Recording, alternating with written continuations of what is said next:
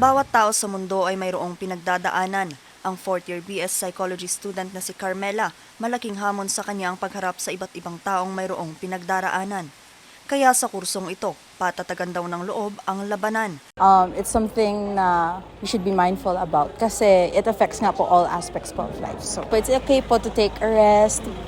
It's okay po na itulog po minsanan, ganon. And do things that you enjoy.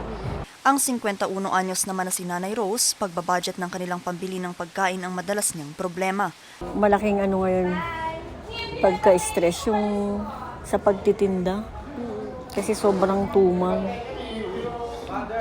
Kumbaga parang yung benta mo maghapon, tas mamalengke ka kinabukasan. Hindi siya, kulang siya kung tutuusin. Sa patong-patong na problema kung minsan sa buhay, ang iba hindi maiwasang ma-stress na kung minsay humahantong sa depression o anxiety.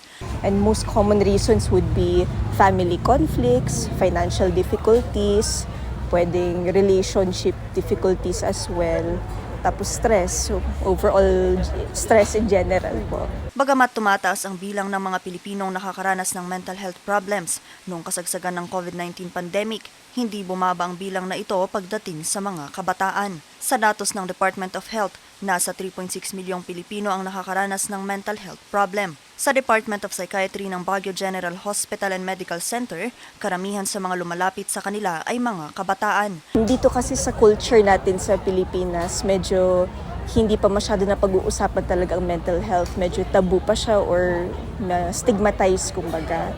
So, ang main first step siguro na pwede natin gawin is to listen. To listen to those na nangangailangan ng tulong, maging open-minded, be non-judgmental about it also, and for people to be more open also to speak up. If more people are willing to listen, then more people will be willing to speak up about what they are going through.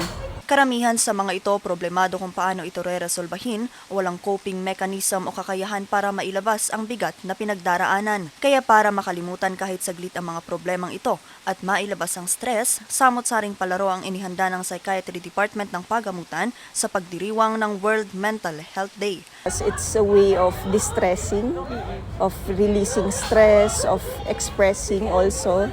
Kaya may karaoke din kami as a means of expressing one's feelings as well. Ayan. So, iba't ibang avenues tayo. Paraan din nila ito upang maipaalam sa karamihan ang kahalagahan ng pangangalaga sa mental health na mayroong tema ngayong taon na movement, moving more for our mental health. Vanessa Bugtong para sa Luzon Headlines.